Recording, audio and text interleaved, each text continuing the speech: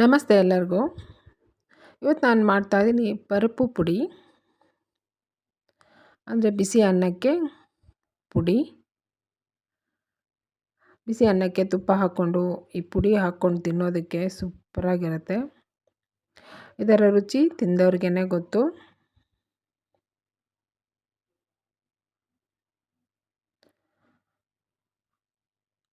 ಪರಿಪ್ಪು ಪುಡಿ ಮಾಡೋದಕ್ಕೆ ಮೊದಲಿಗೆ ಬೇಳೆಗಳನ್ನು ರೋಸ್ಟ್ ಮಾಡ್ಕೋಬೇಕು. ನಾನು ಒಂದು ಅರ್ಧ ಬಟ್ಲು ತೊಗರಿಬೇಳೆ ತೊಗೊಂಡಿದ್ದೀನಿ. ಎಲ್ಲ ಬೇಳೆಗಳನ್ನು ಲೋ ಫ್ಲೇಮಲ್ಲಿ ನಿಧಾನವಾಗಿ ಕೆಂಪಗಾಗೋ ಥರ ರೋಸ್ಟ್ ಮಾಡಬೇಕು.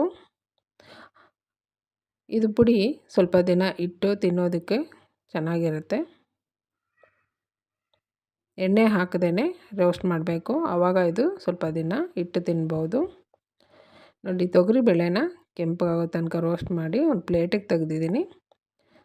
ತಣ್ಣಗಾಗಬೇಕಿದು. ಈಗ ಹೆಸರು ಬೇಳೆ ತೊಗೊಂಡಿದ್ದೀನಿ ಅರ್ಧ ಬಟ್ಲು. ಯಾವ ಬಟ್ಲು ನೀವು ತೊಗೋತಿರಲ್ಲ ಎಲ್ಲ ಬೇಳೆನೂ ಆ ಬಟ್ಲಿನ ಅಳತೆಯಲ್ಲಿ ತೊಗೋಬೇಕು. ಹೆಸರು ಬೇಳೆ ಕೂಡ ಕೆಂಪಗಾಗೋ ಥರ ರೋಸ್ಟ್ ಮಾಡಬೇಕು.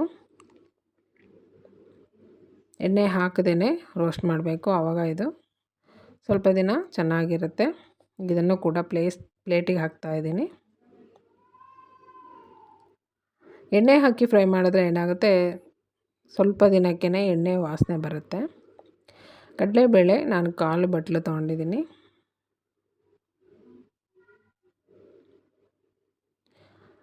ಇದು ಕೂಡ ಕೆಂಪಗಾಗಿದೆ, ಸಾಕು. ಈಗ ತೆಗೆದಿಟ್ಕೋತೀನಿ. ಈಗ ಕಡಲೆ 1/4 ಬಟ್ಲು ತೊಗೊಂಡಿದ್ದೀನಿ. ಇದು ಪರಿಪ್ಪು ಪುಡಿ ಇದೆಲ್ಲ ಬಿಸಿ ಅನ್ನಕ್ಕೆ ತುಪ್ಪದ ಜೊತೆ ತಿನ್ನೋದಕ್ಕೆ ತುಂಬಾ ಚೆನ್ನಾಗಿರುತ್ತೆ. ಖಾರಕ್ಕೆ ಒಣಮೆಣಸಿನ್ಕಾಯಿ ತೊಗೊಂಡಿದ್ದೀನಿ. ಈಗ ಜೀರಿಗೆ 1 ಟೇಬಲ್ ಸ್ಪೂನು, ಆಮೇಲೆ ಕರಿಬೇವಿನ ಸೊಪ್ಪು ಒಂದು 4-5 ಕಡ್ಡಿ ಕರಿಬೇವಿನ ಸೊಪ್ಪು. ಕರಿಬೇವಿನ ಸೊಪ್ಪನ್ನ ಬಟ್ಟೆಯಲ್ಲಿ ಈ ರೀತಿ ಪ್ರೆಸ್ ಮಾಡಿದ್ರೆ ಅದು ಬಿಸಿಗೆ ಖಡಕ್ಕಾಗಿ ಒಣಗತ್ತೆ, ಖಡಕ್ಕಾಗಿ ರೋಸ್ಟ್ ಆಗುತ್ತೆ. ನೋಡಿದ್ರೇ ಗೊತ್ತಾಗುತ್ತೆ ಎಷ್ಟು ಚೆನ್ನಾಗಿ ಗರಿಗರಿಯಾಗಿದೆ ಕರಿಬೇವಿನ ಸೊಪ್ಪು.